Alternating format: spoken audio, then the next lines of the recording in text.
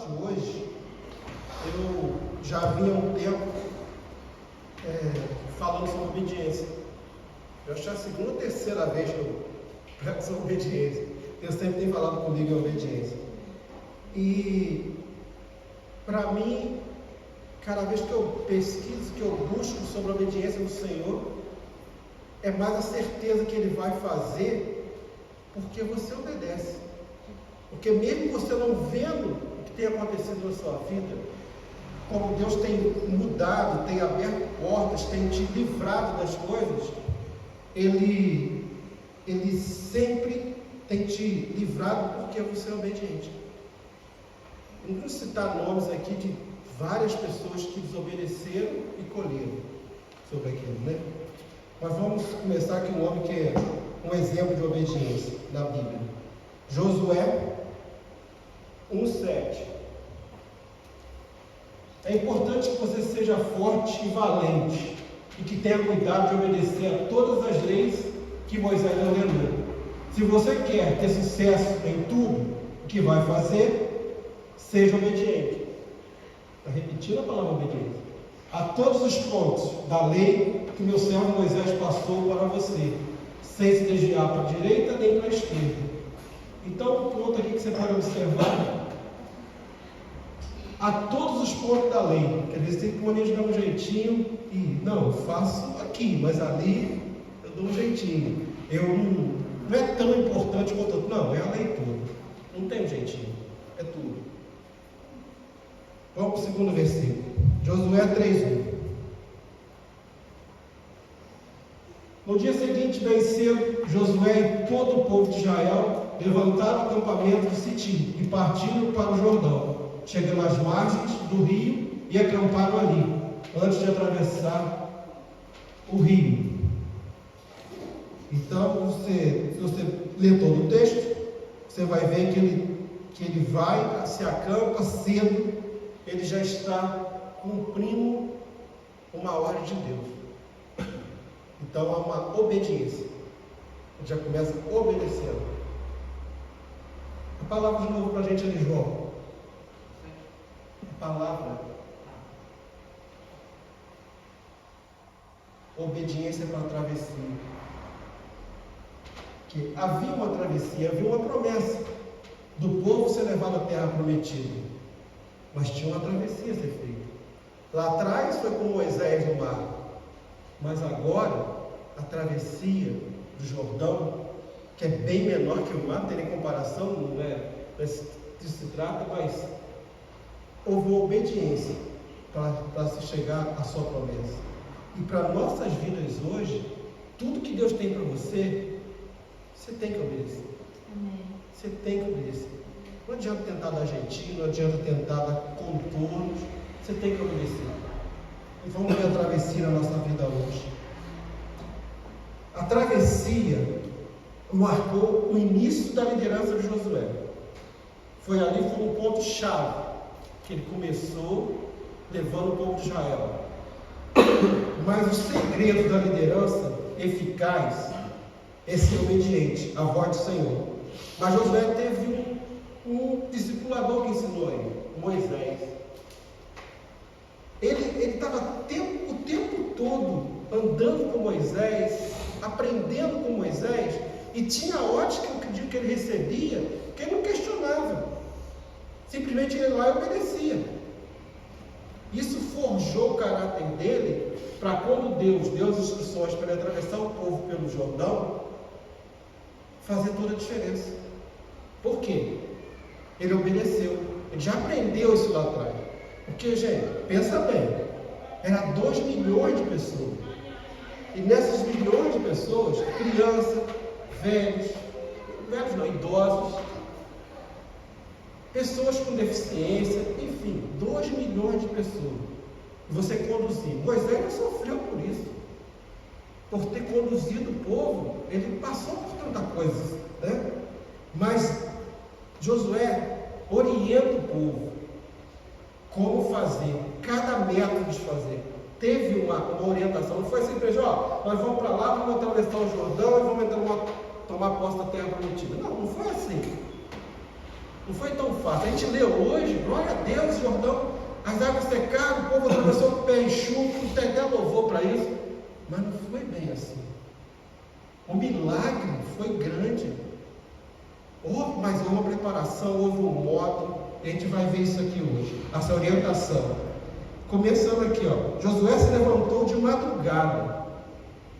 Você já viu quando você está querendo alguma coisa? Você se prepara para um concurso, tem um Enem no Brasil, tem um concurso de uma grande firma, alguma coisa. O que você faz? Você se prepara e levanta cedo.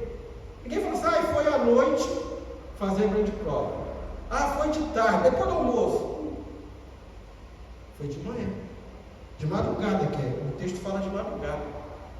Se preparou, começou o dia já focado. Isso tudo obedecendo. E partiu de Cetim, onde estava acampado, e vieram até o Jordão. E acamparam ali.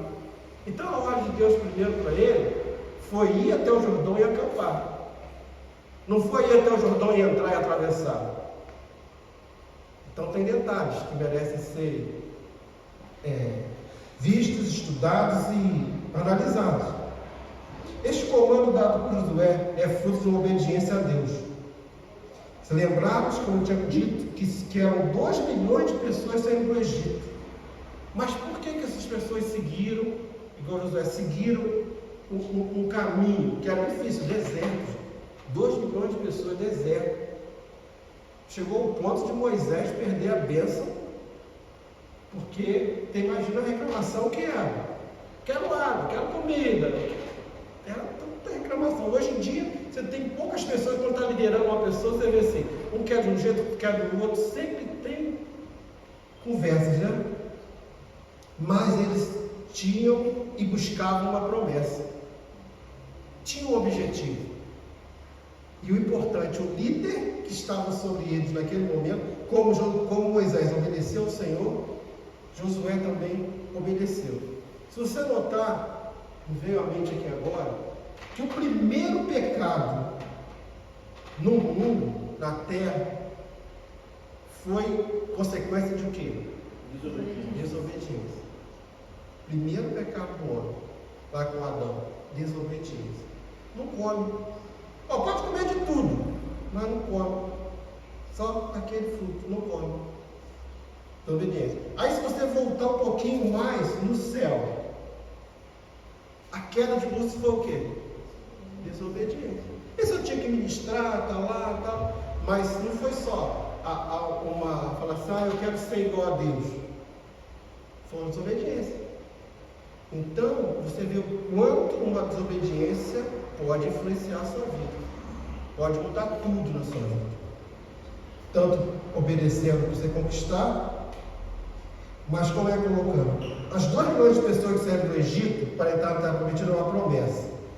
E, como eu falei, a única vez que Moisés desobedeceu, ele perdeu a bênção.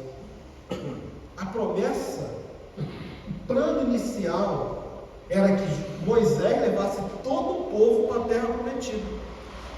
Em poucos dias. Não era 40 anos. O plano inicial não era isso. Só que a desobediência alongou o tempo e ao ponto de só 2 entraram na terra prometida. Josué e Caleb. Foram os únicos que obedeceram. Tiveram fé e obedeceram. Até o próprio líder, que foi um exemplo para Josué e Caleb, não conseguiu entrar na terra. Faltando um pouquinho para entrar, ele conseguiu ver a terra. Ainda foi debater com o Senhor. Eu quero entrar. Não, você não vai entrar e ponto, acabou. Então, obedecer. Igual falou com Saul, é melhor que sacrificar. Então, Josué e Caleb entraram porque obedeceram. Mas aí, nesse parâmetro, Josué deu instruções aos oficiais para falarem com o povo. Porque aquele 2 milhões de pessoas acamparam para atravessar o Jordão, eles tinham que ter o quê? Suprimento. Estavam no deserto. Então eles foram atrás, ele deu ordem aos oficiais durante 3 dias para ver o suprimento do povo, comida, água, tudo como eles tinham que se sobreviverem até na ordem correta, no momento certo de atravessar. E nisso daí você tem equipamento, há um planejamento. Então, assim, você recebe uma ordem de Deus para avançar, mas você tem que ouvir ao Senhor e saber como, quando, de que modo. Está no planejamento. Josué mandou os oficiais irem durante 3 dias, quer dizer, não foi um tempo tão rápido, planejando, estudando, vendo como que é, para entrar na terra. A promessa estava lá, era a promessa, mas tinha que ter um planejamento. E os líderes foram, obedeceram a Josué e foram e falaram com o povo. Aí tem um detalhe, ele fala assim, ó, a arca vai na frente. A arca representava a presença de Deus. Mas o povo, quando a arca começar a caminhar em direção ao Jordão, com os sacerdotes, ela deve ter 2 coisas. O povo deve manter 900 metros de distância dela. Aí você fala assim, ué, mas é um modo, é uma regra? Por que isso? Era um objeto que representava a presença de Deus, um objeto sagrado. Então, se você pensar assim, nem todas as vezes que você tem uma boa intenção, você está fazendo a vontade de Deus. Por quê? Você lembra de usar? A intenção quando a arca ia cair, que Davi estava levando a arca de novo a Jerusalém, a intenção era boa, segurar a arca para não cair. O que aconteceu? Foi fulminado. Porque a regra, obedecendo, Josué sabia, a regra era só o sacerdote pode tocar na arca, só o sumo sacerdote podia entrar no lugar santo. Então, manter 900 metros de distância da arca já mostra o modo de caminhar em direção à promessa. Então, às vezes você fala assim, eu tenho uma promessa, eu vou conquistar essa promessa, eu vou até lá, mas se atente ao modo, ao jeito. Faz diferença você chegar até isso, você atingir isso. Não é de qualquer jeito. Ah, não, eu tenho uma promessa, Deus falou, vai se cumprir. Vai se cumprir, mas você tem que ter regras para cumprir. Se uma coisa que é santa não poderia ser tocada, só o sacerdote vai tocar, então ele falou, fica 900 metros. E repetiu isso várias vezes. Então o povo era guiado pela presença do Senhor, que estava representado na arca. Então, também quando você vai para algum lugar, eu já tive perdido situações de GPS e tal.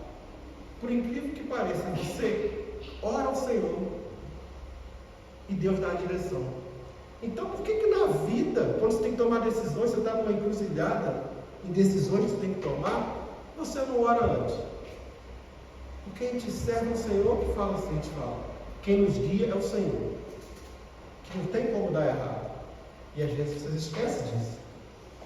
Mas Josué não esqueceu. A liderança de Josué mostrava modo de direção. Aí teve mais uma coisa. Ele falou assim, ó, falou para os oficiais falarem com o povo. Amanhã, santifique-se, que o Senhor fará maravilhas no meio de nós. Um outro detalhe. Você quer que Deus faça um milagre na sua vida? Todo mundo quer. Você quer que Deus transforme, quer que Deus tire uma barreira, quer que Deus te cure. Mas até que ponto você está largando o pecado, se dedicando a Deus? Até que ponto você está disposto a pagar um preço? Para ter uma santificação, para ter uma vida voltada para o Senhor. Porque, pensa bem, se você, um chefe, numa empresa normal, se você se dedica 100% a Ele reconhece e te promove. E como é com o seu Deus? O Senhor? Até que ponto você está dedicando a sua vida realmente no altar, santificando, fazendo diferença? Para você chegar lá igual o rei, falar assim, ó, Senhor, eu sempre te servi, eu sempre busquei o Senhor, por quê? Por que tem acontecido isso? Por que eu vou morrer antes? Aí deu mais 15 anos para ele de vida. Então, faz toda uma diferença você conquistar o seu milagre, porque Deus já tinha a promessa, realizar Josué falou: ó, amanhã farei maravilhas no meio de vós, mas pediu antes de tudo que santificasse. A maravilha seria atravessar o Jordão. Atravessar o Jordão. Porque, como eu falei, o Jordão não era fácil. Era fácil sim, um homem adulto, que era 50 metros só. Você ia atravessar tranquilo. Quem sabe nadar, né? Quem não sabe, é difícil. Mas tinha toda uma questão. Para o Senhor realizar esse milagre, tinha toda uma regra. E obedecer seria primordial.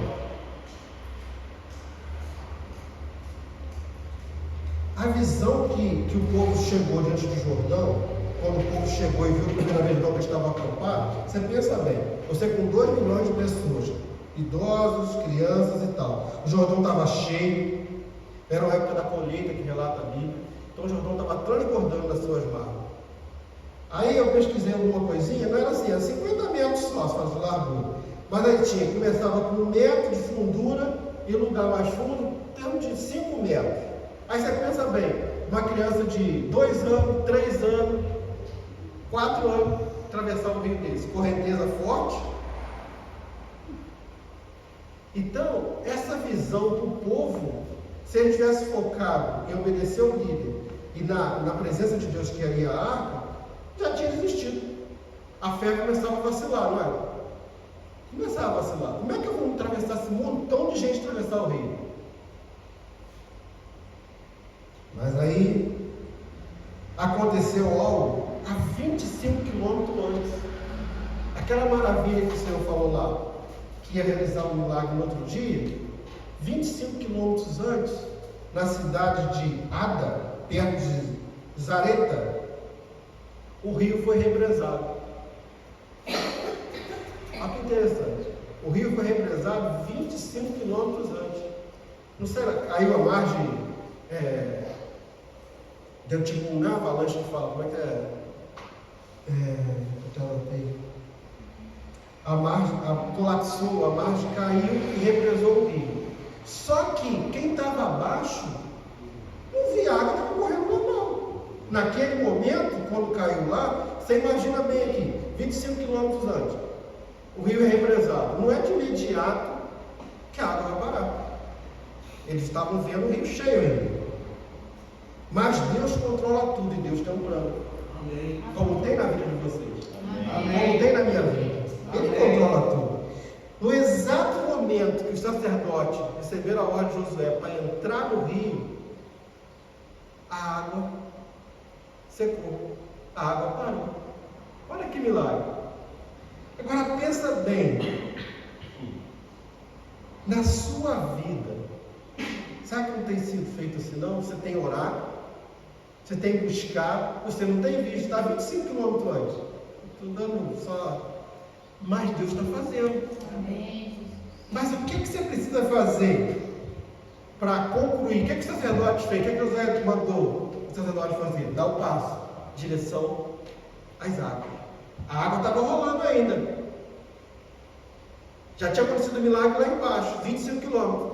Mas na nossa vida é assim também, gente. Às vezes você não vai, o milagre não acontece, o milagre já aconteceu, mas você não vê porque você não deu o primeiro passo. Você está parado esperando. Ó, a água parar, eu vou. Não foi isso que falou. A palavra diz que ele mandou caminhar. O milagre tinha acontecido, mas quando eles caminharam, tomaram uma atitude, que entraram no rio, eu creio até que os sacerdotes, quando pisaram, já tinha água. Mas quando eles chegaram no meio do rio, parou, porque relata, a palavra fala que eles passaram a pé enxutos. Os 2 milhões de pessoas não molharam os pés. Mas teve que dar o primeiro passo. O primeiro passo sempre tem que ser dado. Não olhe para as circunstâncias. Olhe pela promessa que o Senhor tem na vida de vocês. Amém. Isso tem que ser visto. Não adianta ficar olhando para a circunstância, porque você vai ver o natural. Nós temos olhos naturais, você vê o natural. Tem muita gente que tem visão aí, glória a Deus por isso. Mas a maioria vê pelo natural. Então ter fé é saber que o milagre aconteceu. Lembra de Daniel? Ele orou 21 dias. Mas no primeiro dia a palavra falou, ele já tinha sido atendido. E se ele parasse? E se ele desistisse? Ele continuou. E o milagre aconteceu. Agora, tem um outro detalhe. Para esse milagre não ser esquecido e ser sempre lembrado, porque tem isso também. A pessoa vem na igreja, ou qualquer outro lugar. O pregador ora por ela, o homem de Deus ora por ela é curada. Saiu daqui a pouquinho, uma semana.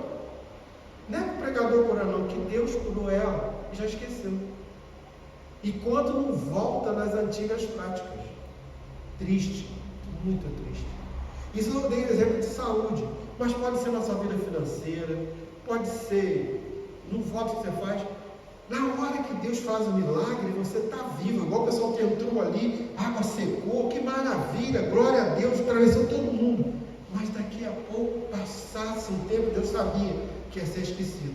Aí que ele determinou, vocês vão lá, pega 12 pedras lá de Gilgal, pega 12 pedras no meio do rio, leva lá em Gilgal, faça o altar, e tendo 12 pedras, porque eram 12 tribos, e cada um vai ser lembrado, em cada geração das 12 tribos ser lembrado o que Deus fez. Porque esse milagre era tremendo, ele tirou o povo nessa travessia de uma escravidão no Egito para a liberdade. Não interessa que foi os descendentes, mas Josué e Caleb receberam a promessa lá no Egito e chegaram à terra prometida. Então ele cumpriu a promessa, mas a descendência não podia esquecer disso. E você vai ver que, apesar desse memorial, apesar disso tudo que foi feito, Josué é lembrado na Bíblia, a gente fala até hoje dele e continua sendo lembrado. Só que muita gente esqueceu desse milagre. É só você ver, continuar lendo a história do povo de Israel, depois que Josué morre, mais para frente, algumas gerações esqueceram, a ponto de alguns reis sacrificarem crianças e fazerem tudo que errava, não podia casar com outras mulheres, não podia fazer. Esqueceram tudo. E tinha um memorial. Samuel sacrificou muito em Gilgal nesse memorial, mas o povo esquece. Então você pensa, trazendo para a nossa realidade, com um memorial, com uma recomendação de Deus escrita, o povo esqueceu, quanto mais nós. E eles viram o milagre, e contavam de boca em boca com os filhos, com a geração, e com o tempo foi se perdendo. Então a gente tem que vigiar nessa obediência à palavra, para não esquecer. O milagre aconteceu ontem, aconteceu há 10 anos, ou vai acontecer, a gente vai dar o passo, vai acontecer. Não deixe esquecer. E leva para os seus filhos. Leva para a geração, né? Aí Josué faz o segundo memorial. Faz o inverso. Pega 10 pedras de fora e põe 10 pedras lá onde o sacerdote estava com o pé, antes de ele sair, o povo estava passando, para fazer outro memorial no meio do Jordão. Aí fala assim, pastor, mas por que essa importância? Ele não questionou a Deus de novo, ele obedeceu. Deus mandou ele fazer. Tem lógica você botar pedra dentro do rio e depois você coberto pela água? Então, o que foi feito fora, para a geração não esquecer, tinha lógica. Mas a nossa lógica não é a lógica de Deus. Foi feito o memorial lá no meio, bonitinho, depois que os sacerdotes saíram e foi coberto. Mas se você refrescar sua memória um pouquinho, você vai lembrar que através dessa obediência, o que aconteceu no Jordão, nesse segundo memorial? Alguém lembra aí? Arrisca? Elias e Eliseu atravessaram o Jordão também. Não posso afirmar que foi no mesmo local, mas houve uma travessia ali também. Naamã foi curado aonde? No Jordão. Tinha um memorial lá dentro. Lá a travessia, lá atrás. Não foi por acaso. Deus não faz nada por acaso. Foi igualzinho quando as águas pararam. A hora que eles tocaram, foi plano de Deus. Tinha um momento exato. As águas pararam 25 quilômetros antes, mas para o momento exato. E o memorial feito no meio do Jordão, apesar das águas estar cobertas, aconteceu muitos milagres, sabe? Ponto do nosso Senhor ser batizado no Jordão também. Então você vê, tem tantos milagres no Jordão. Na música é o que mais sobressai, mas tem um machado que flutuou. Tem muitos milagres no Jordão. Então esse memorial marcou. Deus não mandou fazer por acaso, marcou. Não foi por acaso. A travessia do Jordão, como eu falei, ele representa a liberdade. A saída da escravidão do Egito para a liberdade da terra prometida. E na sua vida, você já chegou ao ponto de atravessar? Você já deixou para trás o que te prendia como escravo? De algum, não dizer pecado, mas de alguma coisa que te faz mal? Você já conseguiu fazer essa travessia? Deixar isso para trás? Ou você ainda está preso? Porque a promessa está lá. Você foi criado para ser filho. A promessa é ser filho. Aleluia. Mas para isso você tem que atravessar. Você tem que deixar o seu eu, deixar o que você acha que é correto e obedecer a palavra para realizar essa travessia na sua vida. Porque a gente fala a travessia do povo, tal, mas na nossa vida, o que eu tenho feito para sair do lugar que eu estou e atravessar, mudar, fazer uma mudança de mente? E através disso, Josué foi um líder que o povo obedeceu, porque ele obedeceu ao seu líder Moisés. Foi uma chave na vida de Josué. E Moisés aprendeu a obedecer com seu Deus. Então, uma frase que me chamou muito a atenção, que o apóstolo postou um tempo atrás, e eu peguei essa frase, porque às vezes acontece com a gente. Coloca para a gente aí, filho. Onde a minha fé não me leva, a minha obediência me conduz. Por quê? Você pode falar, eu tenho fé, mas você fala assim, mas será?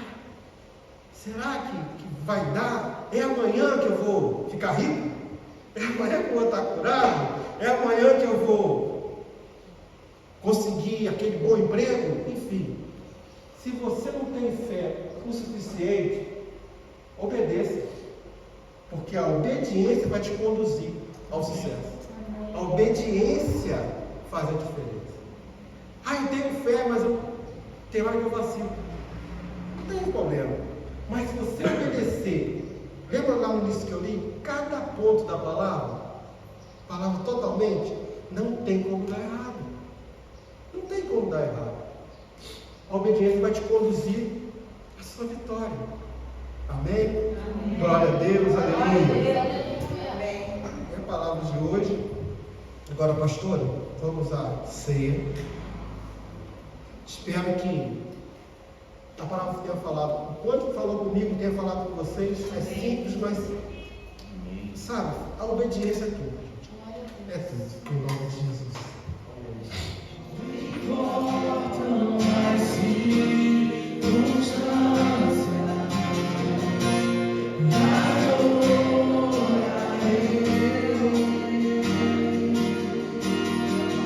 Somente a ti, Jesus.